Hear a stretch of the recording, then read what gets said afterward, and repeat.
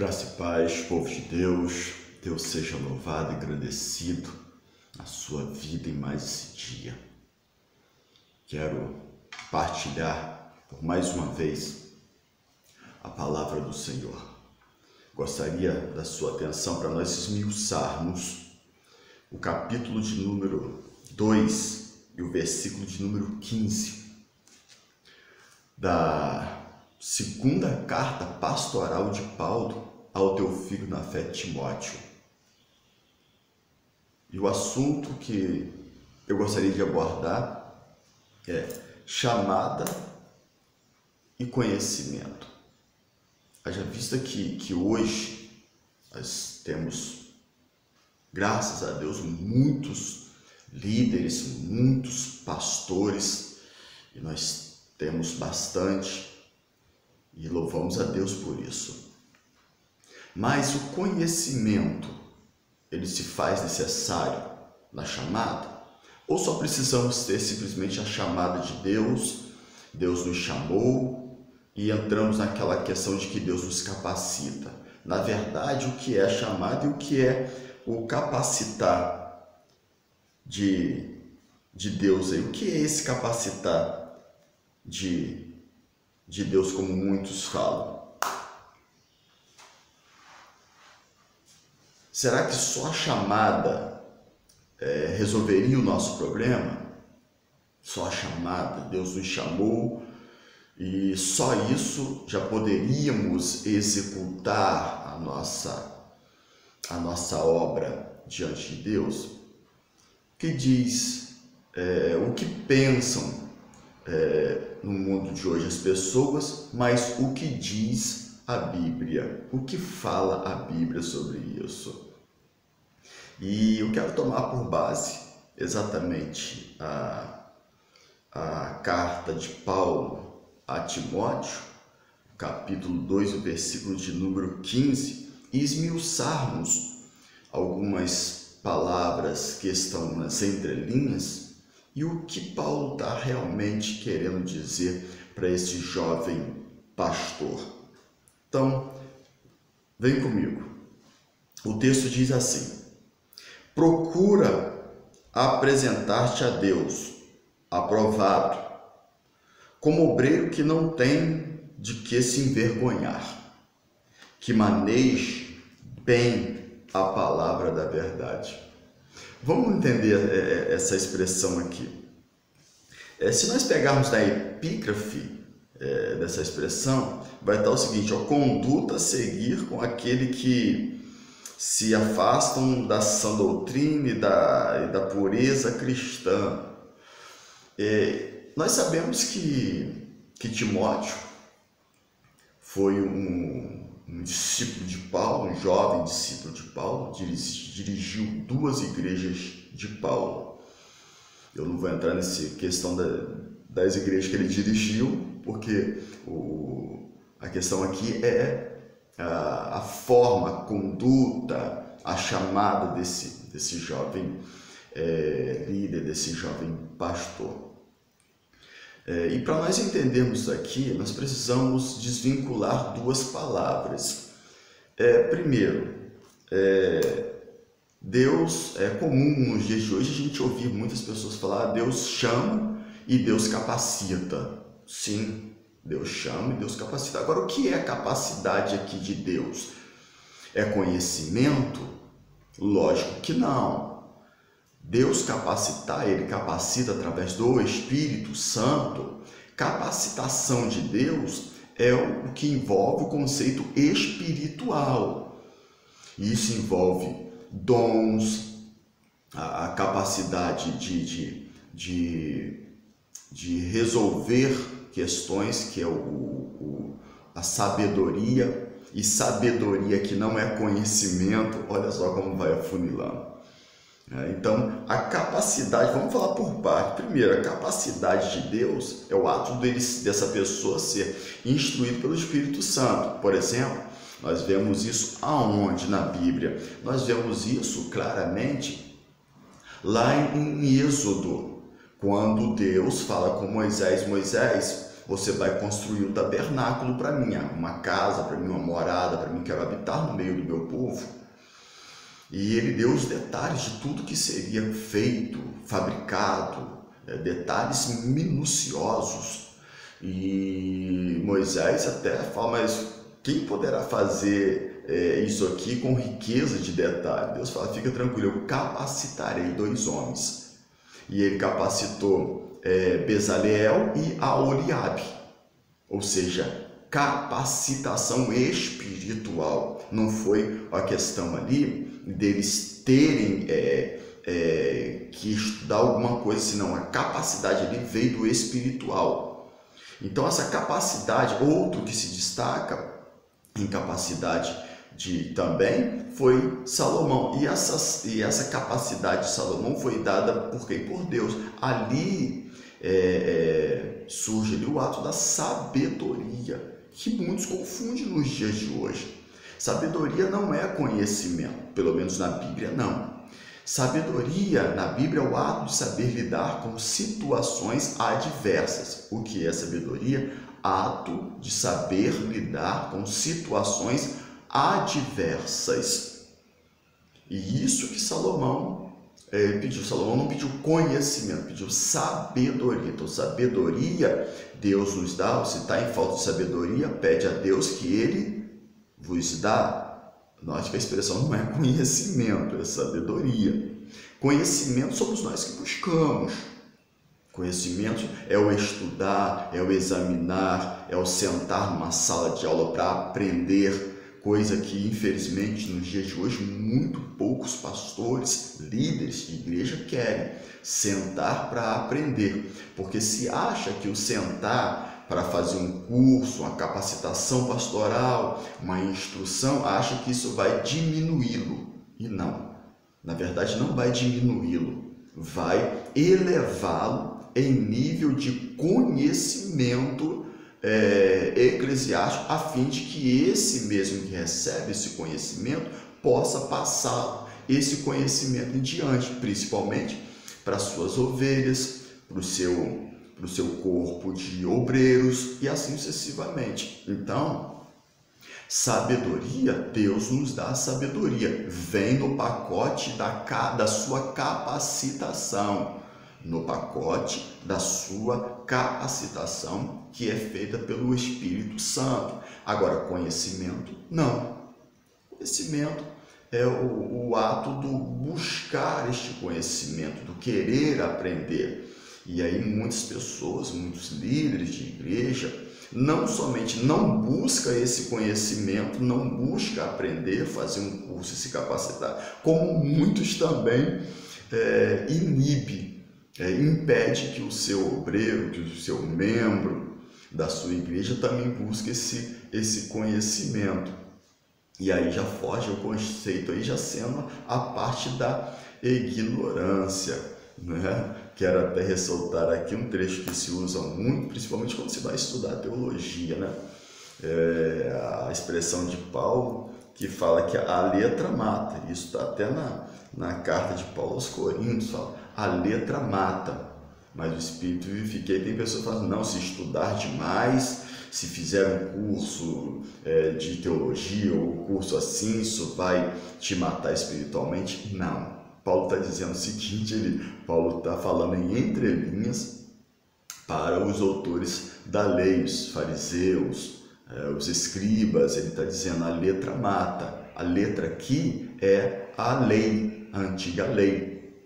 E ele fala, mas o Espírito vivifica. O Espírito aqui vivifica é o conceito da nova aliança, o sacrifício de Cristo.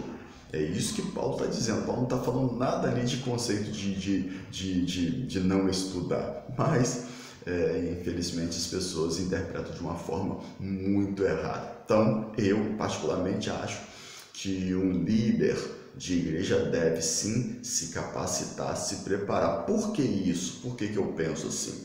Porque na segunda carta ao Timóteo, no capítulo 2, versículo 15, primeira expressão que ecoa é essa: procura apresentar-te a Deus aprovado. Opa! Então, eu já tenho que me apresentar a Deus aprovado e não Deus me aprovar. Interessante isso, né? Ou seja, então aqui já cai esse conceito de Deus me preparar. Não. Paulo diz o seguinte, ó, procura apresentar-te a Deus aprovado. Ou seja, vocês têm que estar dentro do perfil de Deus. Ou seja, sabe o que isso implica aqui? Eu vou te falar porque eu sei que você quer saber. É que nós temos que já estar fazendo a nossa parte. Temos que já estar embutido, fazendo, para que Deus ache graça em nós e nos aprove como obreiro. Por exemplo, vários personagens na Bíblia Sagrada, Deus o achou graça nele, porque já estava fazendo alguma coisa. O caso de Eliseu, propriamente dito, o caso de Jeremias, vários outros da Bíblia que já estava executando alguma coisa. O caso de José já estava executando algo. Deus simplesmente viu você, ele está. Caso de Davi e vários outros. Nós pegamos às vezes a passagem solta sem entender o porquê que Deus chamou aquela pessoa. Então, no caso, procura apresentar-te a Deus. E outro ponto, procura apresentar-te ao homem? Não é ao homem. Procura apresentar a Deus. Porque quem vai avaliar, quem vai determinar é Deus. Deus quem vai, não é o homem. Às vezes nós nos preocupamos muito com a nossa chamada perante o homem e esquecemos de nos preocupar com a nossa chamada perante Deus. E aí nós fazemos de tudo para que o homem nos veja e esquecemos de entender o seguinte, que quem tem que nos ver é o Todo-Poderoso. Então procura apresentar-te a Deus aprovado. E aí, então primeiro, procura apresentar-te a Deus. Aqui surge a chamada. A chamada apareceu. Deus me viu, Deus achou graça e Deus agora outorgou a minha chamada. Ok, beleza, então eu tenho uma chamada, seja ela pastoral, seja ela diaconal, presbítero, seja ela em ministério de louvor, seja ela qual for a chamada no modo eclesiástico, seja ela. Agora, lembrando o seguinte, que a expressão que ecoa agora a seguir é: procura apresentar-te a Deus aprovado, como obreiro, aprovado como obreiro. Então isso mostra que todo obreiro, e quando eu falo obreiro aqui, eu não falo um cargo de obreiro, que tem igrejas que consagra não, separa, né, pessoal, obreiro. Eu costumo dizer que obreiro, todos nós que estamos na obra do Senhor, nós somos obreiro. Todos aqueles que estão na obra do Senhor é obreiro. Por exemplo, Neemias, livro de Neemias. Neemias vai dizer o seguinte: chegou lá Sambalate, Tobias, sua cúpula, e falou assim: ô Neemias, desce daí que a gente quer conversar com você. Ele falou: estou numa grande obra e não posso parar. Neemias era o que? Um obreiro. Obreiro é todos aqueles que estão embutidos numa obra. O porteiro é um obreiro, o secretário é um obreiro, o tesoureiro é um obreiro, o pastor da igreja é um obreiro, a líder das crianças é uma obreira. Então, obreiro é todos aqueles que estão embutidos numa obra. Esses são obreiros, até porque a Bíblia fala de cooperadores, auxiliares, diáconos, presbíteros, pastores e por aí vai. Então, essa palavra obreiros, ela implica em todos aqueles que estão na obra. Por exemplo, Timóteo, ele era um obreiro? Ele era um obreiro.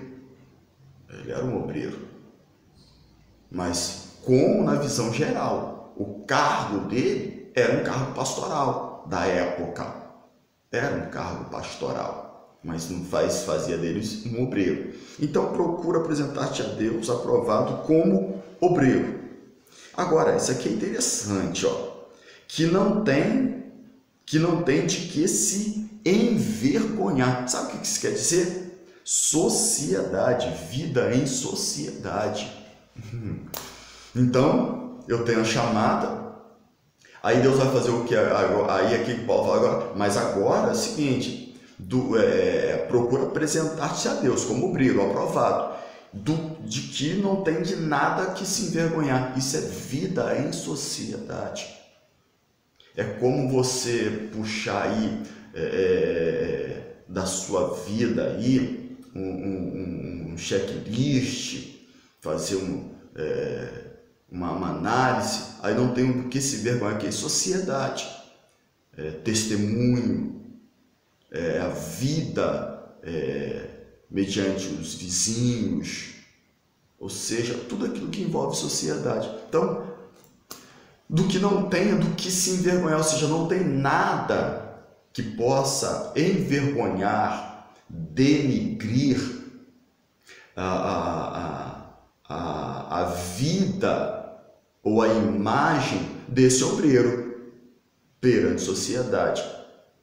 Quero dizer aqui, mas você pode dizer o seguinte, mas pastor, a gente pode sofrer uma queda? Pode sofrer uma queda. Pode cair, pode se levantar, tá? Mas o importante não será a sua queda, entenda isso. Será o reconhecimento, o levantar. Se as pessoas vão lembrar disso, algumas vão lembrar para a eternidade, ainda mais se tratando de crente, que lembra muito do passado, mas vê muito pouco presente o que aquela pessoa está fazendo, e a sua melhoria, mas isso também eu vou falar em um vídeo que eu vou estar gravando. Então, que não tenha do que se envergonhar. Que é isso? Testemunho, conduta de vida, e é isso que Paulo fala. Paulo fala exatamente disso. Então, 2 pontos aqui já sobressaiu. A chamada, que é apresentar-se a Deus, e não ter do que se envergonhar, que é perante sociedade. Aí ele vai dizer o seguinte, que não tem de que se envergonhar e que maneje bem a palavra da verdade. Que palavra é essa? É essa daí mesmo, a palavra de Deus, a Bíblia Sagrada. No caso deles aqui era o rolo, né? Eram os pergaminhos, os papiros, né? Da época, que maneje bem esta palavra. O que é manejar bem aqui essa palavra? Conhecer esta palavra, saber aplicá-la, essa palavra. E eu só vou poder conhecer essa palavra, saber aplicar essa palavra, se eu tiver o quê? Conhecimento. Aí cheguei agora exatamente aonde eu quero. Conhecimento.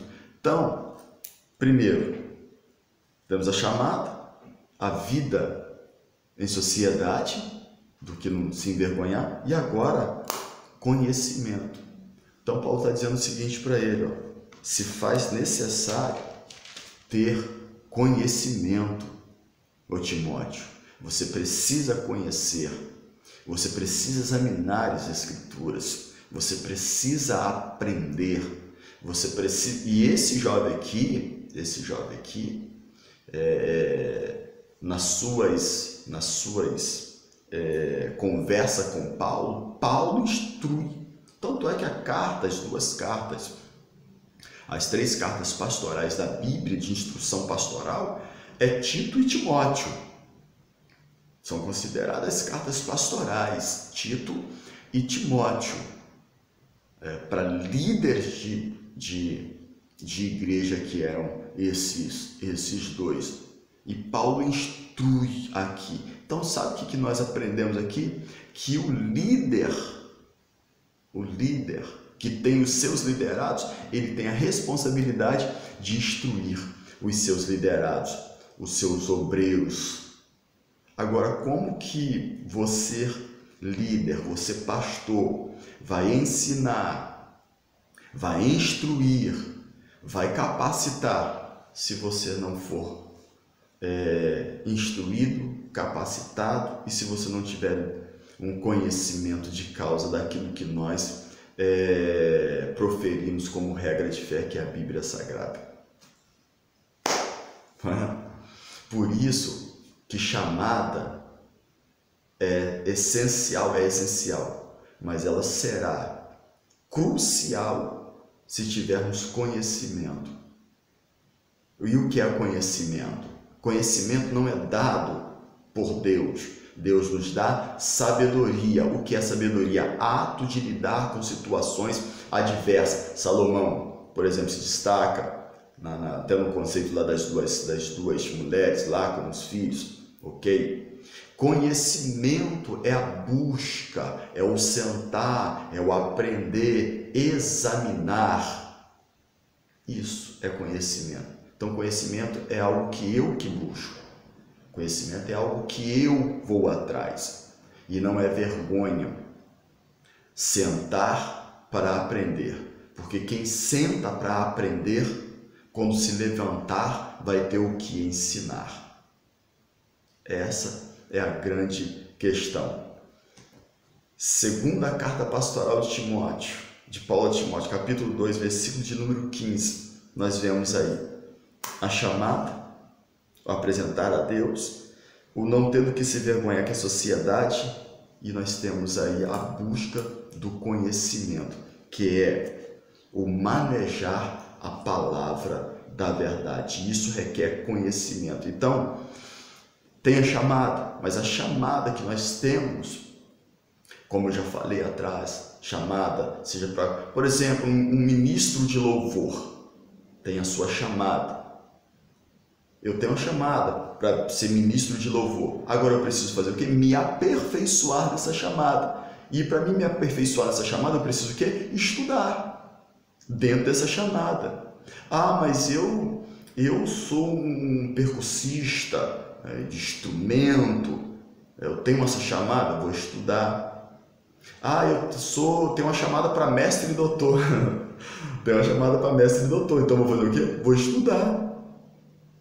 Não adianta só ter a chamada, é preciso buscar o conhecimento dentro na chamada para desenvolver bem a chamada. E aí sim, nós seremos obreiros completos na obra e na presença do Senhor. Que Deus abençoe a tua vida, que Deus abençoe a tua chamada, em nome de Jesus. Forte abraço, até o próximo encontro.